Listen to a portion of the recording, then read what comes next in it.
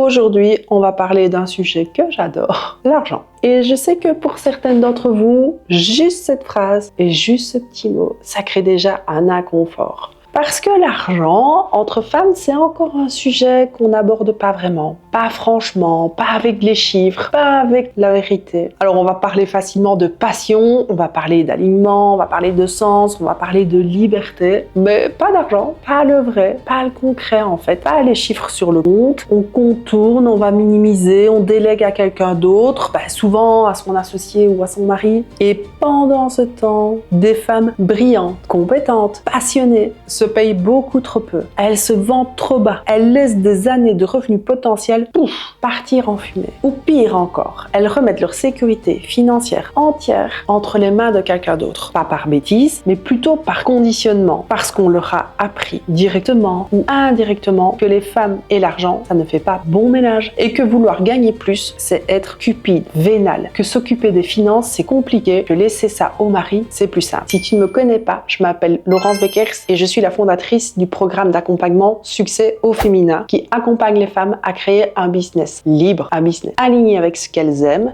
et qui elles sont, tout en étant rentables. Aujourd'hui, j'aimerais qu'on brise un peu ce tabou sur l'argent, qu'on parle sans détour, avec des vérités que j'ai observées dans mon accompagnement ou dans mon passé d'expert comptable. Alors, pour comprendre pourquoi les femmes ont une relation si complexe avec l'argent, je parle pas tout le monde, mais quand même, en général, c'est comme ça que ça se passe. Il faut remonter un tout petit peu dans l'histoire. Et pas si loin que ça, parce que quand on voit en Belgique et en France, jusqu'en 1965, une femme mariée ne pouvait pas ouvrir un compte bancaire sans avoir l'autorisation de son mari. Elle ne pouvait pas signer un contrat, exercer une profession, gérer ses propres biens sans l'accord de son mari. Et je te parle pas du Moyen-Âge, je te parle de quelque chose qui s'est passé il y a à peine 60 ans.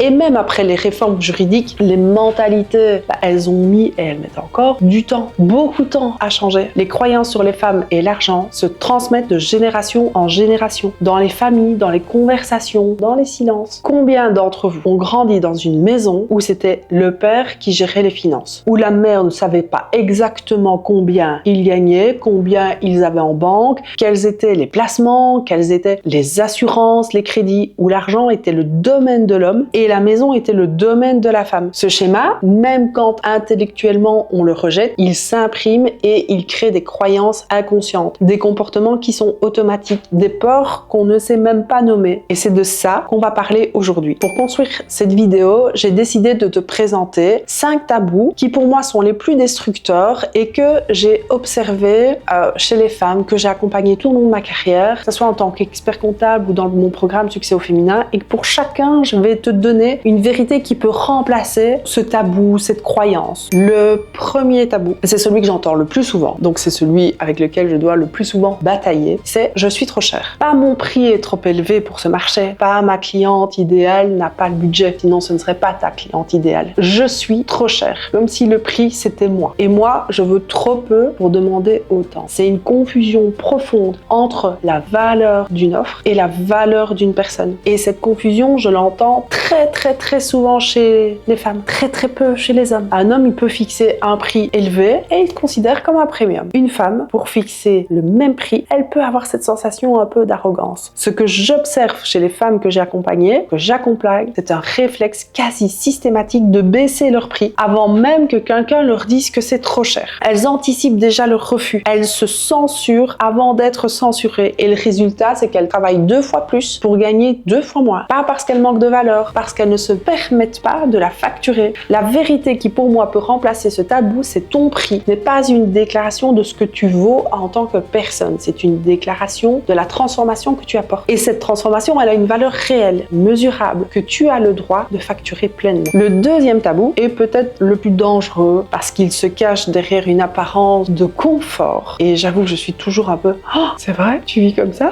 C'est la femme qui laisse toute la gestion financière à son partenaire, qui ne sait pas exactement combien il y a en banque, qui ne connaît pas les crédits, qui ne connaît pas les placements, ni les assurances, qui reçoit de l'argent pour les dépenses courantes et qui ne pose aucune question. Et qui qui se dit que c'est beaucoup plus simple comme ça. Pourquoi? Parce que les chiffres, ça fait souvent peur. Je ne juge pas, je comprends même. Gérer les finances, ça demande du temps, de l'attention, de l'énergie. Parfois, ça génère du stress. Et quand la vie, elle est déjà chargée, déléguer ça peut sembler raisonnable. Mais cette délégation totale, pour moi, il y a quand même quelque chose qui se cache derrière. C'est une dépendance absolue. Ne pas savoir où en sont tes finances, c'est pas de la simplicité, c'est de la vulnérabilité déguisée en confort. La vérité qui remplace ce tabou, connaître tes finances, les tiennes et celles de ton foyer, c'est un acte de respect envers toi-même. C'est pas une marque de méfiance envers ton partenaire, c'est une responsabilité envers toi. Le troisième tabou, c'est je n'ai pas la capacité de créer de l'argent. Ça me touche vraiment particulièrement parce qu'il est très ancré dans l'histoire et il est vraiment très faux. Certaines femmes que j'accompagne arrivent avec cette croyance profonde, souvent héritée, que les femmes ne sont pas faites pour créer de l'argent, qu'elles peuvent gérer un peu ou dépenser raisonnablement, voire beaucoup pour les mauvaises langues, mais en créer, en générer, en développer, c'est le domaine des hommes.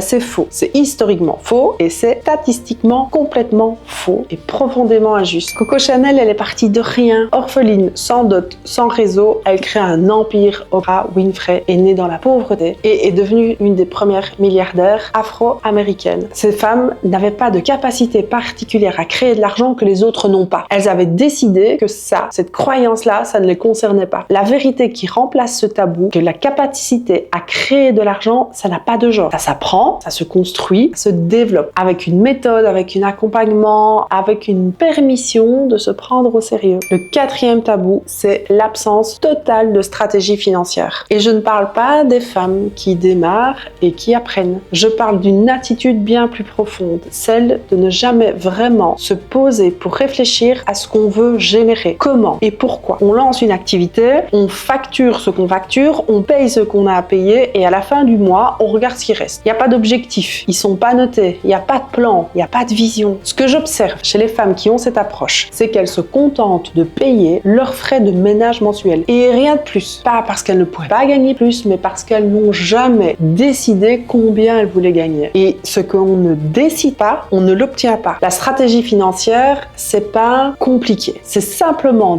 décider à l'avance de ce qu'on veut. Son minimum vital, son salaire idéal, les objectifs de chiffre d'affaires qui y correspondent et le plan pour y arriver. La vérité qui pour moi peut remplacer ce tabou, c'est que l'argent suit l'intention. Une femme qui a un objectif financier clair et un plan pour l'atteindre génère toujours plus que celle qui attend de voir ce qui arrive. Le cinquième tabou, c'est peut-être le plus sournois. Et ça, je l'ai entendu tellement quand j'étais jeune, parce que ça se déguise légèrement en élégance. Parler d'argent, c'est vulgaire. Afficher ses revenus, c'est indécent. Dire combien on gagne ou combien on veut gagner, c'est mal élevé. C'est grossier. On peut pas parler de ça.